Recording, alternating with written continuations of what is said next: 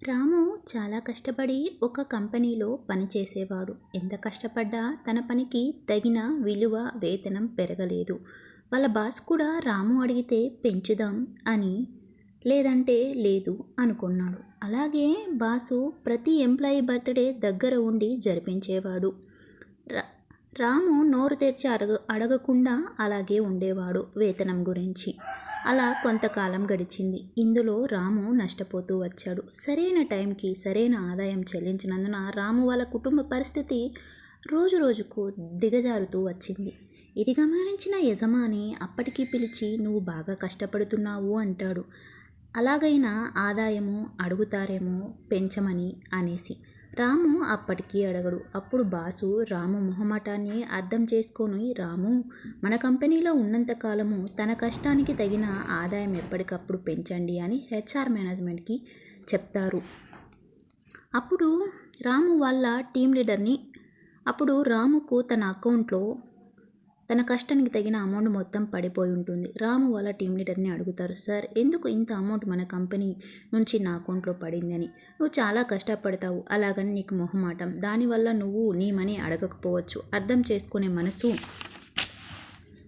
Loyalty మన బాస్‌కి ఉన్నాయి. కంపెనీలోకి ఎంటర్ అయ్యేప్పుడు నీకు టోటల్‌గా తెలియక హాఫ్ నాలెడ్జ్‌తో జాయిన్ అవ్వడం అది కామన్. ఇప్పుడు నీకు తెలిసింది కదా నీ కష్టం విలువ ఎంతో. హ్యాపీగా నీ ఫ్యామిలీని పోషించు" అని టీమ్ లీడర్ భుజం మీద చేయి వేసి చెప్తాడు.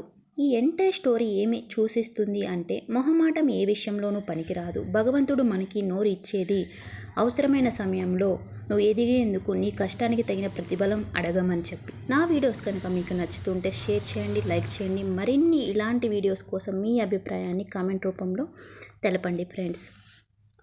అలాగే ఫ్రెండ్స్, నేను ఇప్పుడు కొన్ని వీడియోస్ చేశాను. ఎపిసోడ్ 1 ఇంకా కొన్ని ఎపిసోడ్ ఫ్యామిలీ స్టోరీ ఒకటి చేశాను. అండ్ సమ్ సాడ్ వీడియోస్ చేస్తున్నాను. మీరు నా వీడియోస్ చూడండి. కంటెంట్ మీకు ఎలా అనిపిస్తుంది అని చెప్పి మీ అభిప్రాయాన్ని తప్పక కమెంట్ రూపంలో తెలపండి. అంటే మీకు ఈ వీడియో బాగా నచ్చుతుంటే, నేను ఆల్రెడీ కొన్ని లైక్స్ చూస్తున్నాను. సో అలాంటి వాటిపైన ఎక్కువ చేయడానికి ట్రై చేస్తున్నాను.